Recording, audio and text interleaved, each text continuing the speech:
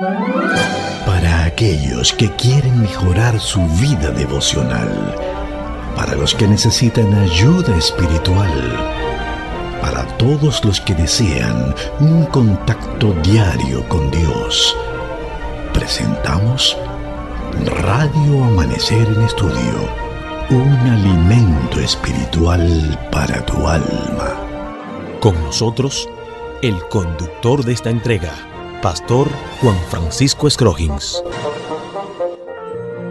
Es una bendición estar con ustedes una vez más en nuestra entrega de Radio Amanecer en Estudio. Nos sentimos contentos, felices de compartir con ustedes este segmento de estudio de la Santa Palabra de Dios. Recuerden que Radio Amanecer en Estudio está fundamentado en esto. La guía nos lleva a estudiar la Palabra de Dios y para hoy, un Mesías crucificado es el tema que estaremos abordando. Un Mesías crucificado. Recordamos a nuestros oyentes que esta es la lección número 2 del trimestre, el mensaje de la cruz, y el pasaje que tenemos pautado a memorizar durante toda la semana, 1 Corintios 1:18, el mensaje de la cruz es locura para los que se pierden, pero para los que se salvan es poder de Dios. 1 Corintios capítulo 1, versículo 18. Gracias, queridos hermanos, por estar con nosotros. Gracias a los amigos que se integran en tierras extranjeras a través de la internet. Y alabamos, glorificamos a Dios por este privilegio de compartir con ustedes, como también es un privilegio saludar a nuestro gran hermano, a nuestro amigo, el pastor Ángel Dayan de la Cruz Machuca, quien está con nosotros en los comentarios a estas lecciones. Pastor, es nuestra oración de siempre de que Dios pueda guiar todas las decisiones que usted hace en esta tierra. Dios le guarde. Amén, amén. Recibimos eso con beneplácito, Pastor Scroggins, sabiendo que también es recíproco de nuestra parte el deseo, admiración y aprecio en una relación cristiana que nos permite crecer mutuamente. Amén. Este tipo de mensajes que compartimos, primero tiene una internalización en una amistad y en un aprecio mutuo que trasciende las barreras y el límite y los espacios de trabajo. Así que gracias por su amor y amistad, y también nosotros como persona y familia prodigamos lo mismo y saludamos esto para que también nuestros hermanos y hermanas se sientan amados y queridos por nosotros, que son parte de esta familia Radio Amanecer en Estudio durante tanto tiempo a través de la historia. Qué bueno, así como estás, te invito a que con reverencia podamos orar. Padre nuestro, Dios de bondad, te damos gracias. Gracias por el llamado que en este momento nos haces a que podamos invocar tu nombre, así como también para pedir sabiduría para lo que tenemos que aprender y compartir a través de esta lección en este día. Gracias, Señor, por ello. Pasa un carbón encendido sobre nuestra boca y permite que tu palabra sea de edificación para nosotros por fe y para fe, en el nombre de Jesús. Amén. Amén. Pastor, sería bueno que si vamos a hablar de un Mesías crucificado, que nosotros podamos entrar en detalle sobre el término mismo que lo es, el Mesías. ¿Qué es un Mesías? Según los judíos, ¿qué esperaban? ¿Y a quiénes definían ellos como un Mesías? Realmente, directamente en el plano espiritual o profético, esperar el Mesías es esperar el ungido, un enviado que viene en direcciones, número uno, espiritual.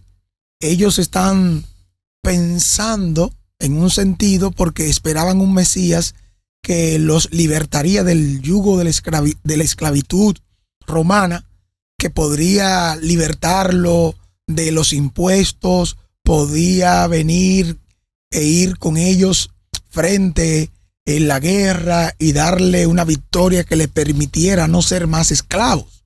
Ahora bien, eso se podía entender como una esclavitud política, social, y Más bien el pueblo lo podía internalizar como aquel que directamente no solo es el que cumple la voluntad de Dios, sino su voluntad desde el punto de vista que lo están entendiendo ellos. Por lo tanto, el Mesías, además de ser el prometido, el ungido, aquel que vendría a libertar, según lo describen los profetas, llámese Isaías, Jeremías, Ezequiel o la profecía en el libro de Daniel, también es aquel que viene como un libertador político-social, como ese general regio que podría ir con ellos a la guerra y darle victoria sobre sus enemigos.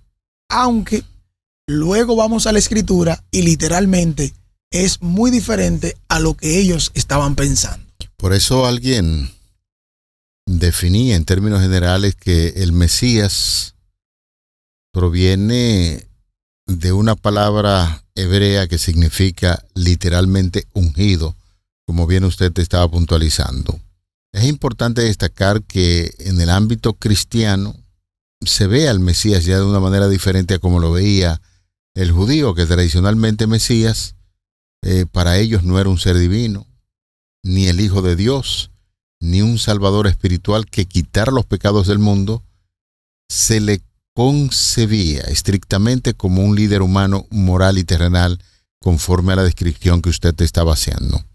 Entonces, cuando uno se pone a analizar bien la situación del Mesías, en este caso de Jesús, cuando llega y se hace presente en la vida del judío, pues lo que lo veían como una persona cualesquiera, ni siquiera lo veían como un líder, porque ellos tenían el concepto de que Mesías era un humano, líder humano, mortal y terrenal, y es así como nosotros podemos hacer la descripción de lo que para el judío significaba en aquella ocasión la expresión Mesías. Y también otra cosa que necesitamos mencionar, no sé si usted recuerda en una lección anterior, que en un estudio de un trimestre pasado, cuando hablábamos, creo que en las lecciones de Marcos, el libro de Marcos, estudiábamos, y ahí dábamos algunos detalles muy particulares en relación con el entendimiento que se tenía del Mesías.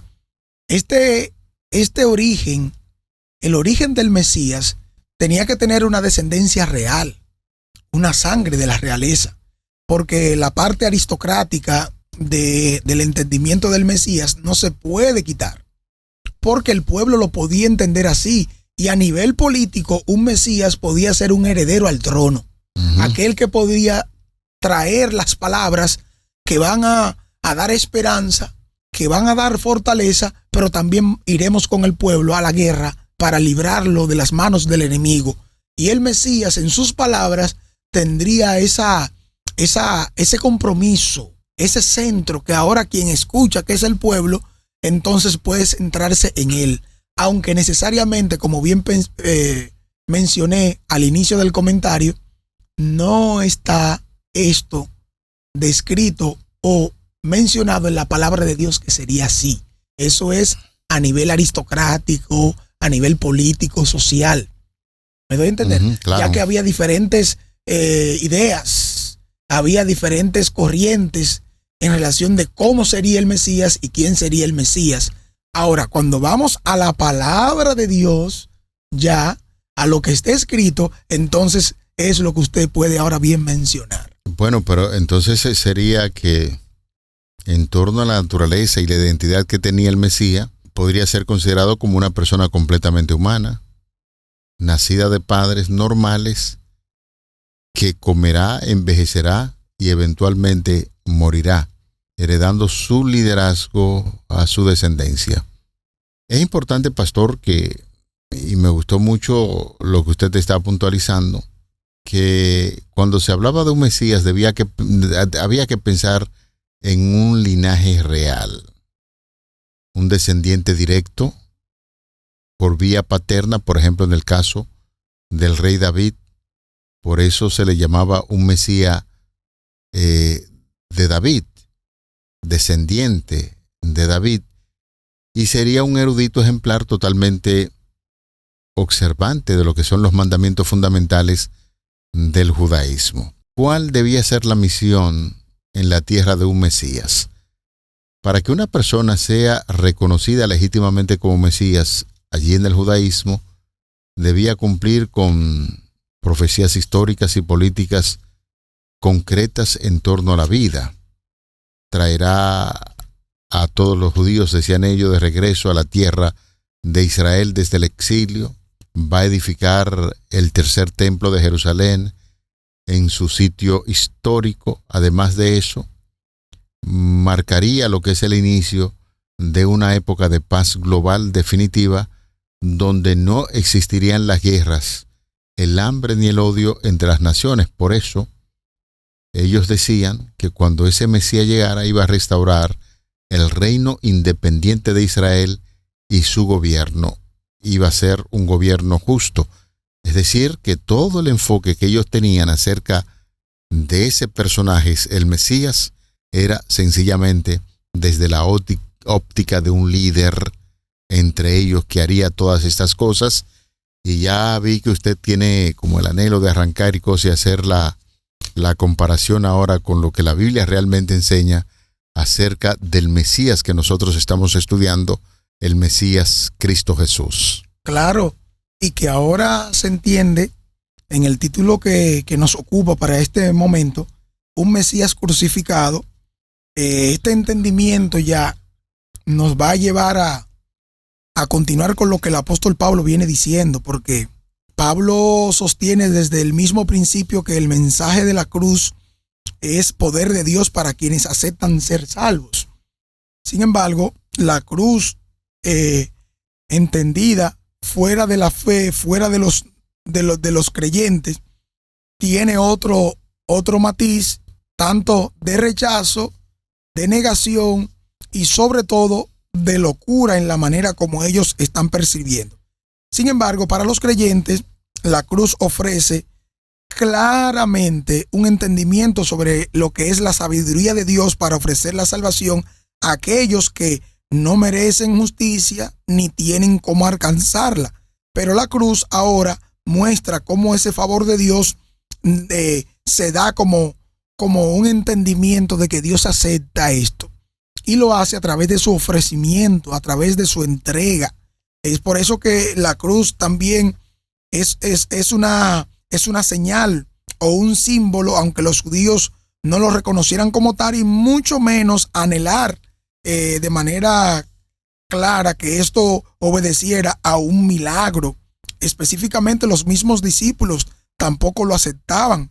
Ahora, el deseo que ellos tenían de ver señales y prodigios, en este caso el apóstol Pablo, quien menciona esto, lo cita y lo dice directamente porque tienen una ceguera espiritual y una dureza de corazón y exigen, es decir, piden, demandan una señal. Es decir, todavía no están a la altura del conocimiento, no viven a la altura del tiempo que les ocupa, puesto que están subyugados, están como esclavos y no están entendiendo que Jesucristo vino a los suyos como el cumplimiento profético que presenta la Escritura, pero los suyos no les recibieron. De ahí la importancia que tiene el aceptar, porque a lo mismo que dice Juan, a los que les recibieron les dio potestad de ser llamados sus hijos. Es decir, somos llamados ahora hijos de Dios por la aceptación que tenemos de Jesús,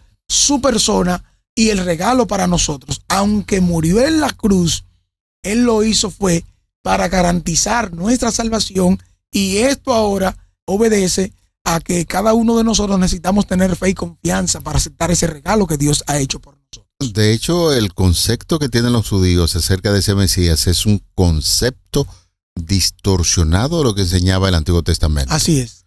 Porque el Antiguo Testamento, y Jesús lo predijo en varias ocasiones, el Mesías llegará de esta forma, y le habló constantemente acerca de lo que las Sagradas Escrituras del Antiguo Testamento hablaban acerca de ese Mesías, que sería un libertador, no de la nación que estaba siendo esclavizada en ese momento por los romanos. Y Jesús, nosotros podemos citar varios pasajes de la Biblia para que nos demos cuenta que a veces una declaración distorsionada del Antiguo Testamento puede producir grandes males.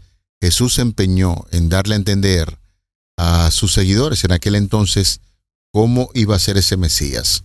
En Marcos capítulo 8, versículos 31 y 32, allí se nos dice, y comenzó a enseñarles que era necesario al Hijo del Hombre padecer mucho y ser desechado por los ancianos, por los principales sacerdotes y por los escribas, y ser muerto, y resucitar después de 3 días. Esto le decía claramente. Entonces Pedro le tomó aparte y comenzó a reconvenirle. Es decir, que Jesús le está aclarando de manera concisa, muy precisa, cuál era la predicción del Antiguo Testamento que había sobre ese Mesías que se cumplía, especialmente en la vida del mismo Señor Jesucristo, conforme a lo que acabamos de compartir con ustedes en Marcos capítulo 8, los versículos 31 y 32. Siguiendo la misma línea, es importante que también veamos Marcos 9:30 al 32, que nos dice, habiendo salido de allí, caminaron por Galilea, y no quería que nadie lo supiese, porque enseñaba a sus discípulos y les decía, el Hijo del Hombre será entregado en manos de hombres y le matarán, pero después de muerto resucitará al 3er día. Pero ellos no entendían esta palabra y tenían miedo de preguntarle. ¿Qué le parece, Pastor Scroggins, hermanos? Noten la idea. Ellos no entendían, pero tampoco preguntaban. Por el mismo temor. Ese temor no es un temor reverente que mueve a la obediencia. Es un miedo, es nublarse, es encerrarse en una idea y no querer salir de la misma enseñanza que ellos mismos manejaban y tenían en relación con la libertad que tenían pendiente del yugo romano, que en ese momento era algo que toda nación, todo el pueblo en sus diferentes ramificaciones con las sectas judías se repartían el poder. No tenían el poder, no lo aceptaban, pero tampoco entendían de la manera como se manifestaba el poder de Dios para la salvación del mismo pueblo. Es decir, con la venida del Mesías. Fíjese, lea por favor Marcos 10:32 al 34. Y quiero enfatizar antes de la lectura una idea bien interesante. Noten usted, y usted está puntualizando, o sea, la idea que tenemos nosotros de un Mesías es de esta forma. Hicimos la descripción al principio. Ahora, este que nosotros estamos siguiendo y hace muchas cosas, algunas se parecen al Mesías que esperamos, pero en otras totalmente diferente, porque él le habló claramente, le dijo, el Hijo del Hombre será entregado en manos de hombres y le matarán, pero después de muertos resucitará al 3er día. O sea, Jesús está dando una clave, una pista a ellos, para que sepan que él como Mesías reunía todas las condiciones que el Antiguo Testamento decía y le aclaró el entendimiento para decirle, el Hijo del Hombre será muerto, pero el 3er día va a resucitar. ¿Quién es el único que puede resucitar? Dios. Es decir, que le estaba dando algunas pautas interesantes para que ellos pudiesen interpretar que el Mesías que estaban esperando era muy diferente al Mesías que ellos pretendían que se estaba desarrollando en ese instante. ¿Qué nos dice Marcos capítulo 10, versículo 32 al 34? Iban por el camino subiendo a Jerusalén y Jesús iba adelante y ellos se asombraron y le seguían con miedo. Entonces, volviendo a tomar a los 12 aparte, les comenzó a decir las cosas que le habían de acontecer. Y aquí subimos a Jerusalén, y el Hijo del Hombre será entregado a los principales sacerdotes y a los escribas, y le condenarán a muerte y le entregarán a los gentiles, y le escarnecerán, le azotarán y escupirán en él, y le matarán, mas al 3er día resucitará. Los 3 textos, pastor, que nosotros hemos compartido con los oyentes, hay un punto muy clave, y es que anuncian del sufrimiento del Mesías conforme a lo que dice Isaías 53, y también está diciendo que a pesar de que lo van a crucificar, a pesar de que lo matan, muere, pero al 3er día, ¿qué cosa? Iba a resucitar. Noten ustedes que el evangelio de Cristo crucificado y resucitado no suscita la fe de los judíos, no, de los discípulos, ni aún de los griegos en esta afirmación y en lo que podemos ver que pasa según el mensaje que Pablo presenta, sino que se convierte para ellos como si fuese una piedra de tropiezo o una locura, respectivamente, podemos decir. Es decir, Pablo resume en esta realidad, específicamente el versículo 25 del capítulo 1, porque lo insensato de Dios es más sabio que los hombres y lo débil de Dios es más fuerte que los hombres. Cada uno de nosotros, cuando lee el mensaje, le resulta claro. Pero hay un dicho y hay una expresión que dice que la persona que no quiere entender, por más que usted le enseñe, le muestre, porque quien les dijo lo que le sucedería fue el mismo Jesús que le explicó. Y lo hizo de la misma manera como cuando los dos que iban de camino a Emaús, Jesús se le apareció, estuvo hablando con ellos y no entendían. Dice que al momento del partir el pan y ahí cuando les habló directamente, en ese momento fue cuando entendieron que era Jesús. Sí. Pero aún todo lo que había pasado, Jesús se lo había dicho a los discípulos. Pero ellos habían nublado su entendimiento con una negativa de rechazo por la manera como entendían el Mesías que vendría, cómo manejaban el ambiente en un conocimiento diferente al que la misma palabra dice lo que Jesús, el Mesías, el Cristo, padecería, cómo moriría, y él mismo lo utilizó en un mensaje personalizado y exclusivo que le dio. Fíjese que ahí en esos momentos no había nadie de la multitud, no había pueblo ahí que seguía, era con los discípulos enseñándole directamente. Por lo tanto, nosotros ahora vemos que la declaración que Pablo presenta debe seguir entonces a una elección nuestra, esa elección divina de que quienes componían la iglesia de Corinto no se basaba en sabiduría humana o poder o influencia, sino únicamente en la soberanía de Dios, que es el que tiene el poder para que seamos salvos y para que compartamos ese mensaje siendo guiados por él mismo. No hay otra forma de practicarlo o entenderlo. Eso es así. Hay una segunda parte que quisiéramos dedicar estos minutos finales del estudio a lo que nos dice Hechos capítulo 13, los versículos del 46 al 47.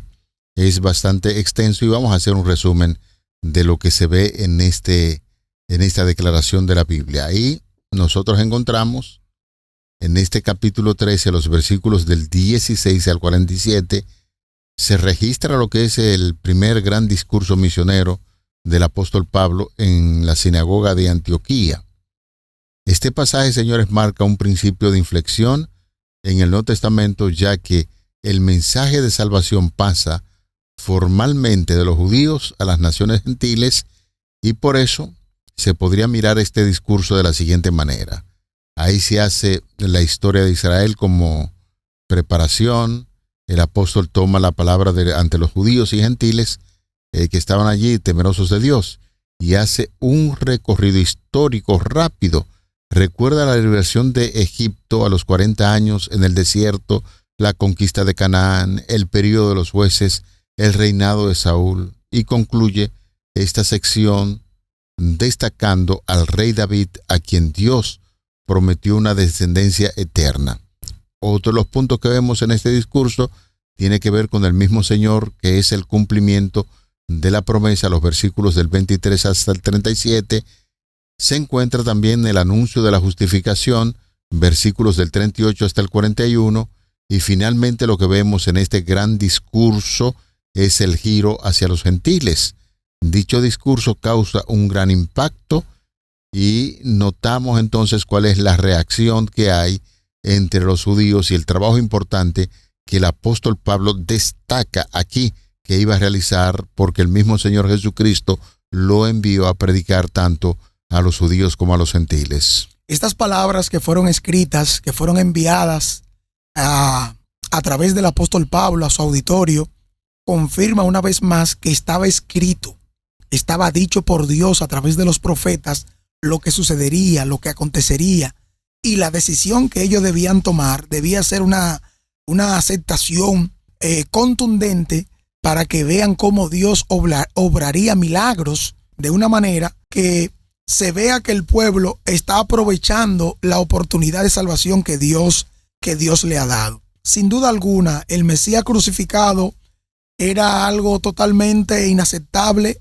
para los judíos y para los griegos. En la forma que es presentado, que es visto, no iban a entender, no lo iban a aceptar. Sin embargo, ¿cómo esto que ha acontecido, según lo que nos presenta la palabra, nos debe hacer a nosotros entender que no siempre las cosas suceden como tenemos en las expectativas humanas? Dios es soberano.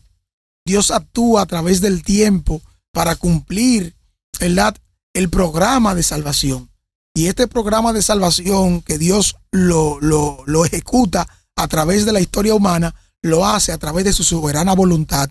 Y cada uno de nosotros debemos entenderlo por fe y confianza en Dios, en una relación íntima con Él, para que podamos ver cómo Dios nos guía, cómo Dios nos libra y lo que quiere para nosotros. Necesariamente no de acuerdo con el pensamiento que yo tengo, en cómo entiendo que debe ser, en cómo me enseñaron, en cómo dicen por ahí que es, sino más bien en cómo Dios ya lo ha dicho, en cómo Dios ya lo plantea, en cómo Dios quiere que sea, porque es su palabra que lo dice y Él la cumplirá. Vamos a orar.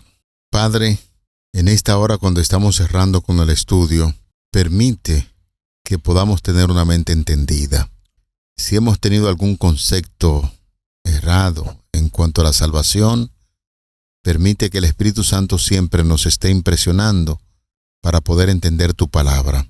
Ayúdanos a ir al fondo de la realidad que es Cristo Jesús, nuestro gran Redentor, nuestro Mesías, quien después de morir resucitó y hoy intercede por nosotros para darnos esperanza de vida eterna. Ayúdanos a apartarnos por tu gracia del pecado y a vivir conforme a lo que Él establece en su santa palabra.